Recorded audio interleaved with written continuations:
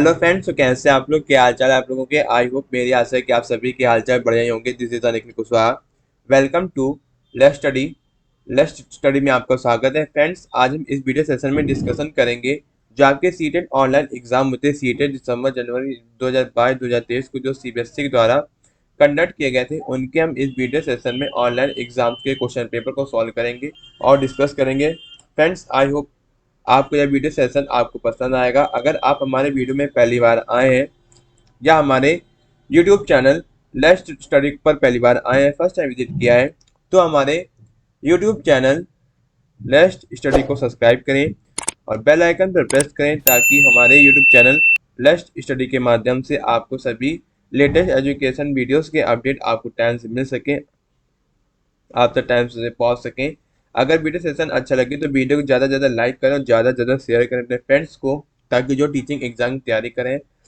So friends, इस video में हम लोग डिस्कशन करेंगे सीटेट पेपर 2 जो आपका 13 जनवरी 2023 को सीबीएसई के द्वारा कंडक्ट किया गया था। और फ्रेंड्स, इस वीडियो में हम लोग डिस्कशन करेंगे Hindi language as a language. First के तौर पर हम लोग हिंदी के 30 क्वेश्चन को सॉल्व करेंगे, जिसमें आपके 15 content based question, passage based question होंगे और बाकी आपके 15 पेडागोजी बेस्ड क्वेश्चन होंगे। तो फ्रेंड्स, चलते हैं हम लोग क्वेश्चन पेपर पर 13 जनवरी 2023 के।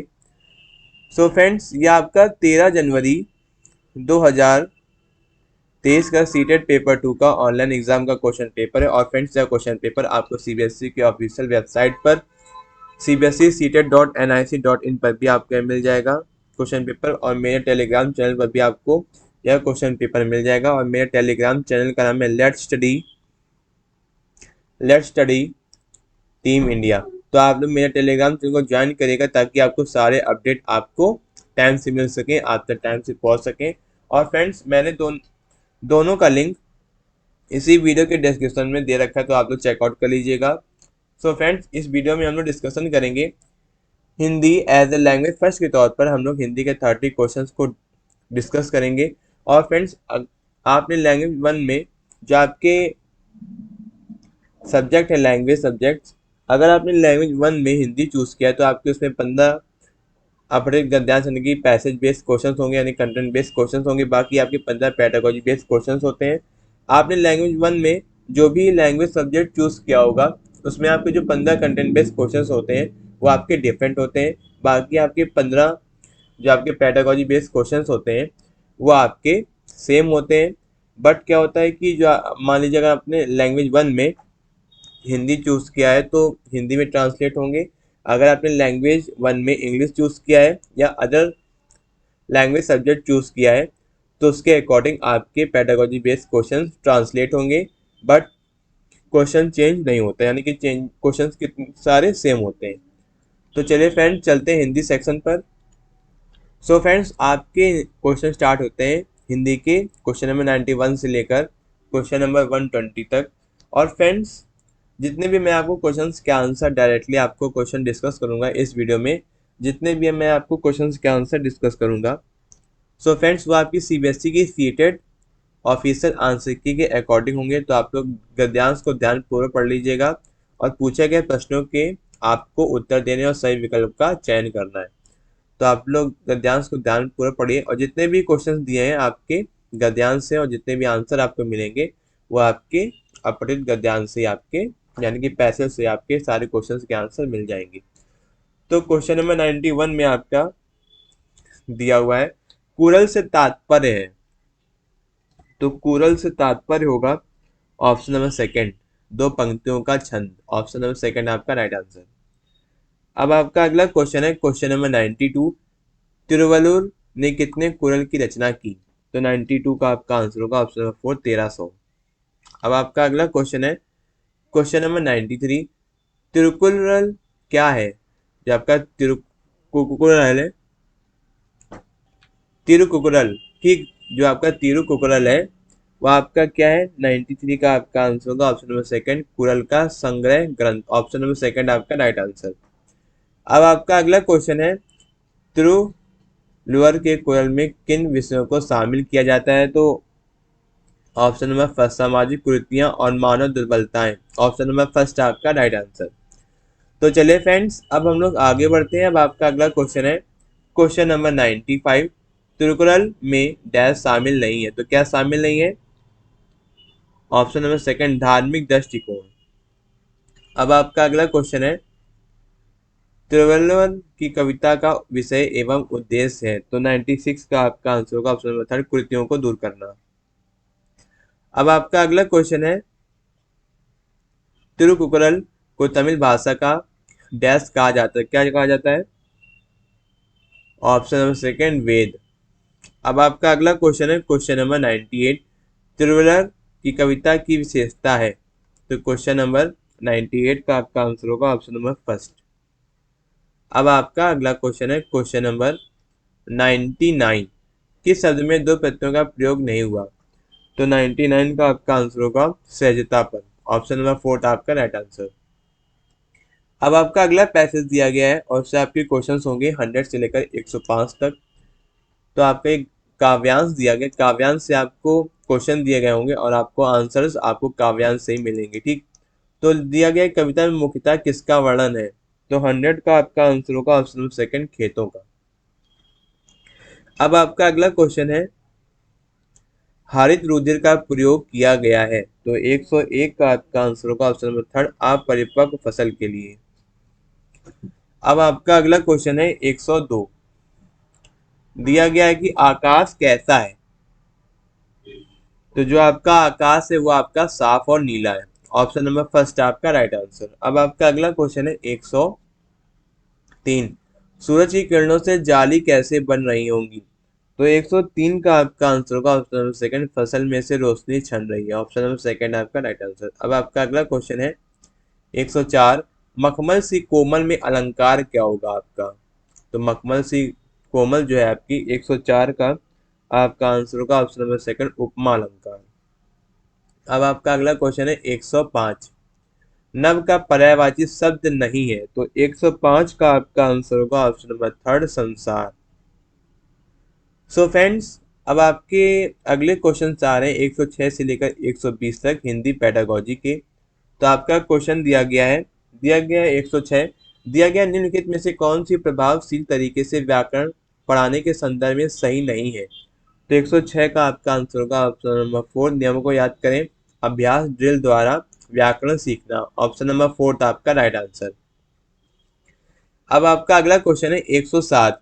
हाँ, जब हम किसी विशेष सूचना के लिए पाठ्य सामग्री पढ़ते हैं तब यह क्या कहलाता है? तो 107 का आपका आंसर होगा ऑप्शन नंबर सेकंड, बारीकी से पठन। अब आपका अगला क्वेश्चन है 108। मुख्यतः हम मातृभाषा कैसे अब अर्जित करते हैं? तो 108 का आपका आंसर होगा इसे सुनकर। अब आपका अगला क्वेश्चन है 109। व्याकरण सीखने का कौन सा उपागम इस सिद्धांत को प्रोत्साहित करता है कि भाषा सीखना नियमों को सीखने से संबंधित है? तो 109 का आपका आंसर होगा निगमनात्मक। ऑप्शन नंबर फर्स्ट आपका राइट आंसर। अब आपका अगला क्वेश्चन है 110। दिया गया है कोई अध्यापक अपने शिक्षार्थियों के कम अंक आने के कारण का पता किस प्रकार लगाएंगे? तो निदानात्मक परीक्षण द्वारा। ऑप्शन नंबर फर्स्ट आपका राइट आंसर। अब आपका अगला क्वेश्चन है 111। दिया गया एक अध्यापक लेखन सिखाने के लिए समाचार पत्र की एक रिपोर्ट का उपयोग करती है, इसी प्रकार की सामग्री को क्या कहा जाएगा? तो 111 का आपका आंसर होगा ऑप्शन नंबर थर्ड, प्रमाणिक सामग्री। क्या कहा जाएगा? प्रमाणिक सामग्री। ऑप्शन नंबर थर्ड आपका राइट आंसर। अब आपका अगला क्वेश्चन है 112। स्वर शैली लहजा किस में भिन्नता दर्शाता है? तो 112 का आपका आंसर होगा ऑप्शन नंबर सेकंड, स्तर या पिच। अब आपका अगला क्वेश्चन है 117। कक्षा में मातृभाषा का इस्तेमाल न करना किस विधि की चारित्रिक विशेषता है? तो 113 का आपका आंसर होगा ऑप्शन नंबर फर्स्ट, प्रत्यक्ष। ऑप्शन नंबर फर्स्ट आपका राइट आंसर। अब आपका अगला क्वेश्चन है 114। दिया गया है निदानात्मक परीक्षण किनके लिए प्रयोग किए जाते हैं? तो किसके लिए प्रयोग किए जाते हैं? वो किए जाते हैं उपचारात्मक योजना बनाने की दृष्टि से विद्यार्थियों की सीखने संबंधी कमियां ढूंढने के लिए। ऑप्शन नंबर फर्स्ट आपका राइट आंसर। अब आपका अगला क्वेश्चन है 115। मूल्यांकन के संदर्भ में कौन सा कथन सही नहीं है? तो 115 का आपका आंसर होगा ऑप्शन नंबर फोर, मूल्यांकन शिक्षार्थियों को उसके मजबूत पक्ष और कमियों के बारे में प्रतिपुष्टि देने के लिए किया जाता है। ऑप्शन नंबर 4 था आपका राइट आंसर। अब आपका अगला क्वेश्चन है 116। भाषा शिक्षण के रचनावादी उपागम में अध्यापक से क्या अपेक्षा की जाती है? तो 116 का आपका आंसर होगा ऑप्शन नंबर 4, शिक्षार्थियों को ज्ञान के निर्माण में अपने अनुभव का प्रयोग करने में मदद करना। ऑप्शन नंबर 4 था आपका राइट आंसर। अब आपका अगला क्वेश्चन है 117। दिया गया पूर्व पठन से जुड़े कार्य किस लिए होते हैं? तो किस लिए होते हैं आपके? 117 का आपका आंसर होगा ऑप्शन नंबर 3, मुख्य बिंदु को प्रस्तुत करना और शिक्षार्थियों को प्रोत्साहित करने के लिए। ऑप्शन नंबर 3 आपका राइट आंसर। अब आपका अगला क्वेश्चन है 118। निम्नलिखित में से किसके आधार पर संप्रेषण एक चक्रीय प्रक्रिया कहलाएगी? तो 118 का आपका आंसर होगा ऑप्शन नंबर 3, प्रतिपुष्टि। ऑप्शन नंबर 3 आपका राइट आंसर। अब आपका अगला क्वेश्चन है 119। संज्ञा समझाने के लिए एक अध्यापक पहले उदाहरण देती है, उसके बाद उसकी परिभाषा बताती है। यह विधि क्या कहलाती है? तो ऑप्शन नंबर फर्स्ट, आगमनात्मक विधि। ऑप्शन नंबर फर्स्ट है आपका राइट आंसर। अब आपका लास्ट क्वेश्चन है हिंदी सेक्शन का। जब एक अध्यापक भाषा पढ़ने के लिए विज्ञान और सामाजिक विज्ञान के पाठों का उपयोग करता है तो यह उपागम क्या कहलाएगा? तो 120 का आपका आंसर होगा ऑप्शन नंबर 4, भाषा समूचय पाठ्यक्रम। ऑप्शन नंबर 4 था आपका right answer. So friends, Hindi language as a language first के तौर पर आपके हिंदी के 30 क्वेश्चंस यहीं पर ही कंप्लीट होते हैं। आई होप आपको यह वीडियो सेशन आपको पसंद आएगा या आया भी होगा। और जो पूरा डिस्कशन आपको पसंद आएगा। हमने सीटेट के ऑनलाइन एग्जाम के केवल हिंदी सेक्शन के क्वेश्चंस के आंसर अच्छी तरीके से डिटेल में समझे, जो आपके ऑनलाइन एग्जाम 13 जनवरी 2023 को सीबीएसई द्वारा कंडक्ट किए गए थे। और यह क्वेश्चन पेपर बहुत ही इंपॉर्टेंट है। जो लोग टीचिंग एग्जाम की तैयारी कर रहे हैं, जिसमें आपका हिंदी सेक्शन और Hindi language and pedagogy subject पूछा जाता है टीचिंग एग्जाम में, जो लोग टीचिंग एग्जाम से रिलेटेड एग्जाम की तैयारी करें तो यह वीडियो उनके लिए बहुत ही हेल्पफुल है, बहुत ही मददगार साबित होगा। तो प्लीज़ वीडियो को ज़्यादा से ज़्यादा लाइक करें और ज़्यादा से ज़्यादा शेयर करें अपने फ्रेंड्स को, ताकि यह वीडियो उनके लिए बहुत ही हेल्पफुल हो और बहुत ही मददगार साबित हो। और हमारे यूट्यूब चैनल लेट्स स्टडी को सब्सक्राइब करें, बेल आइकन को प्रेस करें, ताकि आप तक लेटेस्ट एजुकेशन वीडियोस का नोटिफिकेशन आपको टाइम से मिल सके, आप तक टाइम से पहुंच सके। अगर मन में कोई डाउट हो तो डाउट क्लियर करने के लिए कमेंट बॉक्स में कमेंट करें। I will try my best reply to all. Thank you guys, thank you for watching my YouTube channel videos. मिलते हैं अगले वीडियो में, जिसमें हम लोग डिस्कशन करेंगे सीटेट एग्जाम का नेक्स्ट सेक्शन या next question paper. Best of luck for your teaching exam. मिलते हैं अगले वीडियो में। थैंक यू, धन्यवाद।